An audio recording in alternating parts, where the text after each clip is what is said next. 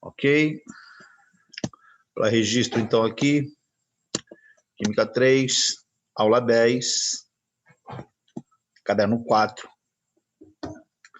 pré-vestibular SAS 2020.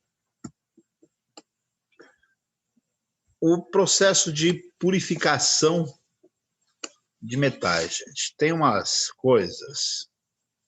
Por exemplo, na natureza, e aqui é uma questão muito prática, não se consegue um cobre com uma pureza extrema aqui, para mencionar para vocês. A demanda é um cobre de 99,9% de pureza. Os processos de metalurgia conseguem cobre de até 98%. Então, qual é que é a saída? É fazer com que o cobre ele seja, ou ele tenha aumentado o seu grau de pureza. O processo para aumentar o grau de pureza é chamado de refino eletrolítico. Então, como é que se faz isso? A essência é colocar no catodo cobre, no anodo cobre. Um observador menos avisado, ele acaba achando que não há uma reação química. Por quê? Qual é que é o princípio? Olha a montagem aqui, bem interessante. Esse cobre impuro, vale dizer que essa impureza dele é da ordem de 98%. Ou seja, uma pureza considerável, né? Para chegar o cobre puro aí, que é da ordem de 99,9% de pureza. Então, a estratégia de aumentar esse percentual mínimo, mas que é relevante, certamente, para as aplicações a que ele se dá finalidade. O que acontece, então, no catodo e no anodo? No anodo, a gente tem eletrodo de cobre, mas a essência será o seguinte: vocês terão uma situação que é o cobre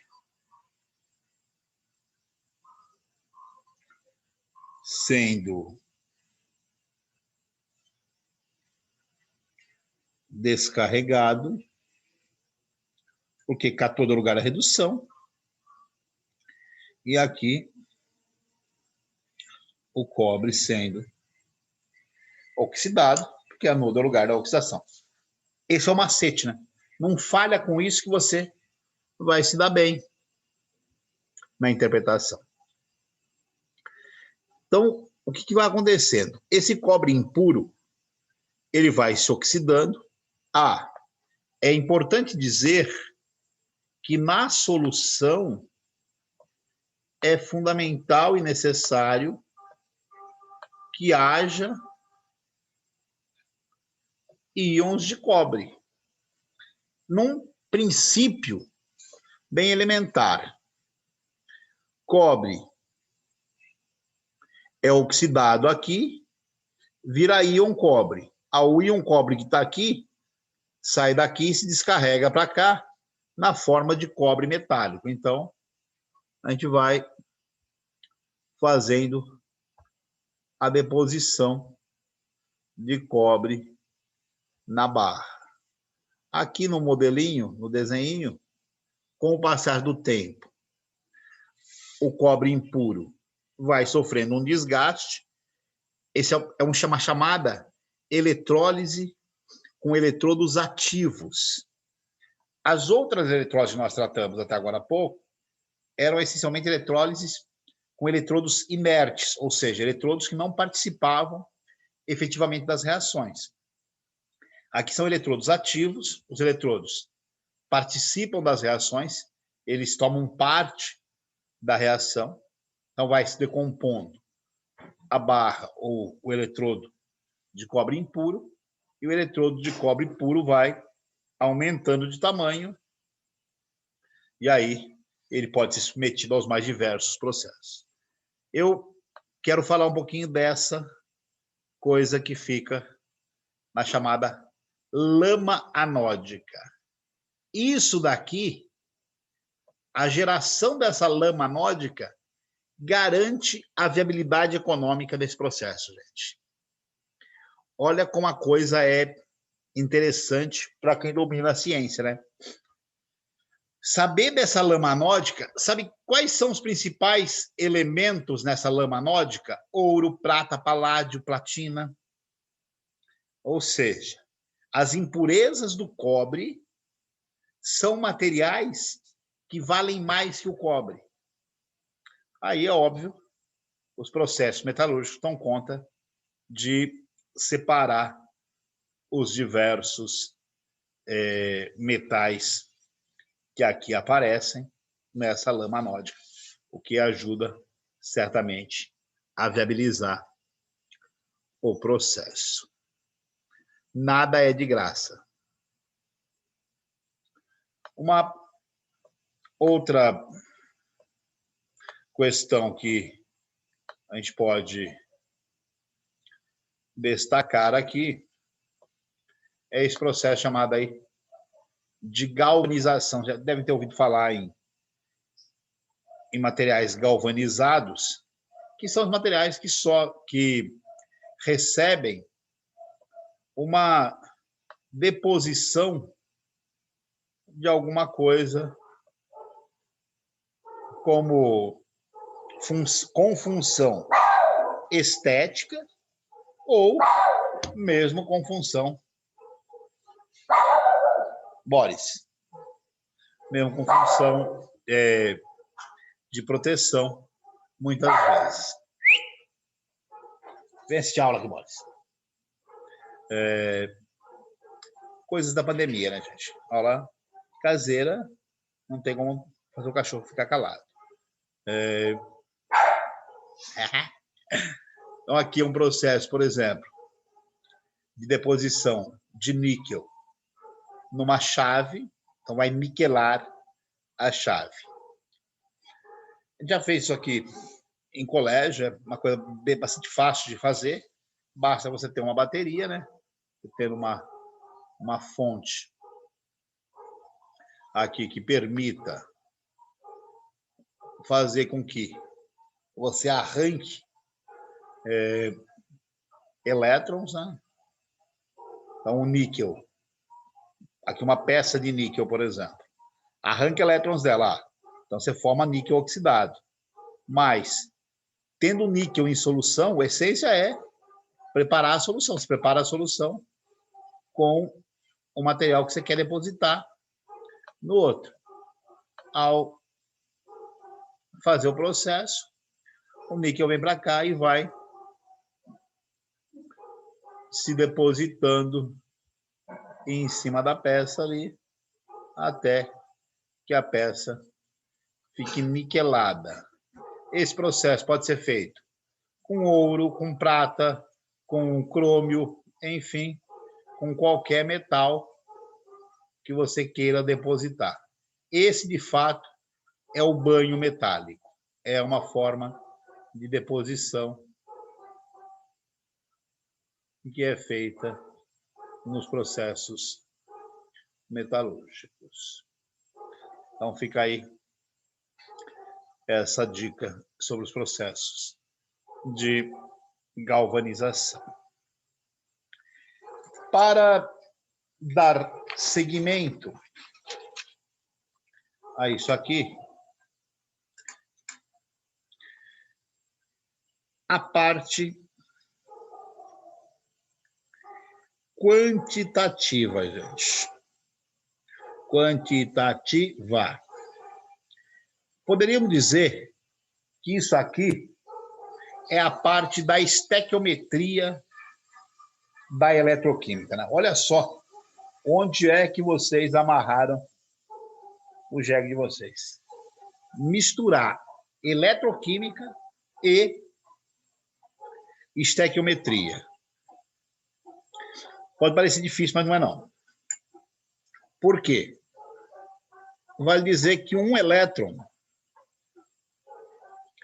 ele vale menos 1,9, né?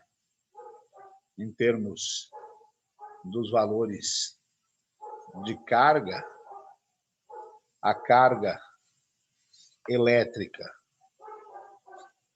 do 1,9, 1,6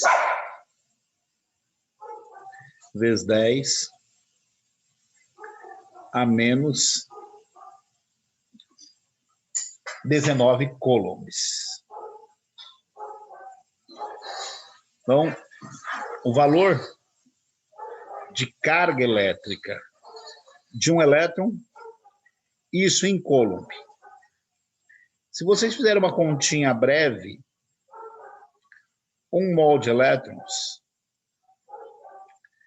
equivale a aproximadamente 96.500 coulombs. Eu, particularmente, gosto muito das unidades de medida, e o coulomb é ampere vezes segundo. Então, nós vamos utilizar essa referência aqui, ó. 1 mol de elétrons igual a 96.500 coulombs. E todo o cálculo, na hora que vocês vão fazer a estequiometria, inserir os elétrons na estequiometria. Vou dar alguns exemplos para vocês de inserção de elétrons na estequiometria. Veja bem, alumínio mais 3 elétrons produz alumínio. Ou prata mais um elétron produz prata. 1 mol para 3 mol para 1 mol. 1 mol para 1 mol. Aqui, produzindo alumínio? Não, produzindo prata. Para 1 mol. Isso é um dado de massa que eu vou usar aqui. Então, 3 vezes 96.500 coulombs geram 27 gramas de alumínio. 96.500 coulombs geram 108 gramas de prata. Imaginem vocês que, numericamente, com a mesma corrente elétrica, durante o mesmo tempo, você consegue produzir 12 vezes mais prata do que o alumínio. A questão é, o planeta Terra, ele tem muito mais alumínio disponível no solo do que prata, né? Porque se tivesse íons de prata na mesma disponibilidade que íons de alumínio, seria muito mais viável nós termos objetos de prata do que objetos de alumínio. Tem um impedimento aí que é a questão da massa, né, da densidade. Imagina um avião com a fuselagem de prata. Muito provavelmente ele não conseguiria levantar voo, porque a massa dele seria absurdamente elevada. Ou um navio, um barco de prata, não seria por conta das aplicações. Então, outras variáveis entram na jogada, né? Mas em termos exclusivamente numéricos, essa é a linha de raciocínio. A carga é igual a um Q. A corrente elétrica será igual a um I. E o tempo será um T. A carga em Coulomb, o I em amperes e o tempo em segundos. Eu vou fazer aqui um exemplo para vocês. Uma lata de alumínio, estou até pensando em tomar uma depois da aula. Talvez hoje eu recorra aí, então eu faça isso, coisa que eu não costumo fazer. Vou abrir uma exceção por conta da aula que está me estimulando a isso. Uma lata de alumínio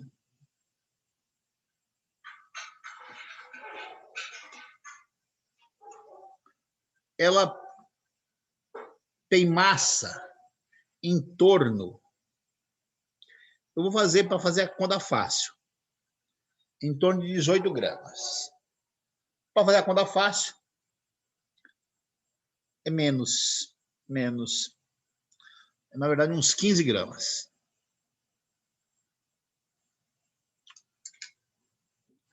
São mais de 60 latas para se obter 1 quilo, então não dá para ser 18 gramas, né?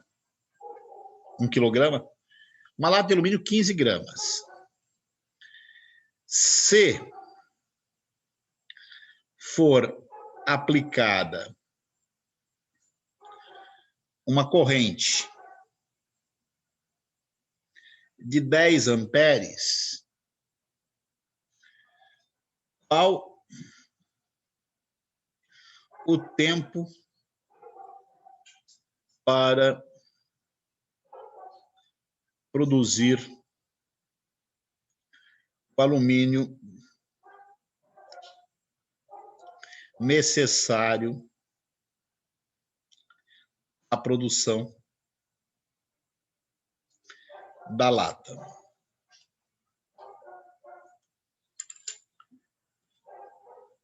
Vamos por partes. Primeira coisa é a L mais 3. Eu sei a carga do alumínio. Estudei inox, né? Produz alumínio. Ou seja, 3 mol de elétrons produz 1 mol de alumínio. 1 mol de alumínio são 27 gramas. 3 mols de elétrons, 3 vezes 96.500 coulombs. Isso é uma regrinha de 3. 15 gramas de alumínio, qual carga? Vou chamar de Q aqui. Matematicando, 27 com 3, 9 para 1. 9 com 15, 3 para 5. Então, na matemática, eu já virei aqui 3Q igual a 5 vezes 96.500 coulomb, que é igual 5 vezes 96.500 coulomb, dividido por 3. Isso é igual a intensidade vezes o tempo, que eu acabei já falando anteriormente, que Coulomb é ampere vezes segundo. Então, Q de carga é I vezes T. Isso, o que a intensidade é 10, então 5 vezes 96.500 sobre 3 é igual a 10 vezes o tempo. Mais uma matemática em ação, 2 por 5. À medida que a gente vai ficando mais experiente, a gente vai aprendendo que não necessariamente a gente tem que fazer todas as divisões toda hora. Ou seja, o tempo é igual a 96.500 sobre 3 vezes 2. Portanto, um tempo igual a 96.500 dividido por 6. Isso vai dar quanto aí alguém que esteja fazendo a conta, 16.083 ou 16.830. Isso mesmo, professor, 16.000. 16.000? 83. 16.083 segundos.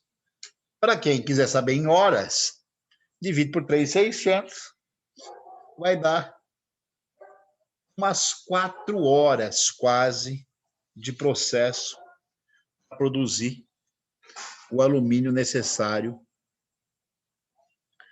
à produção de uma lata, né? Então, é assim que nós vamos proceder sempre que formos colocados em xeque com essas situações, nós deveremos operar nessa linha de raciocínio. Tratar os elétrons como parte do cálculo estequiométrico e vocês verão como que a coisa fluirá a contento. Será de boa.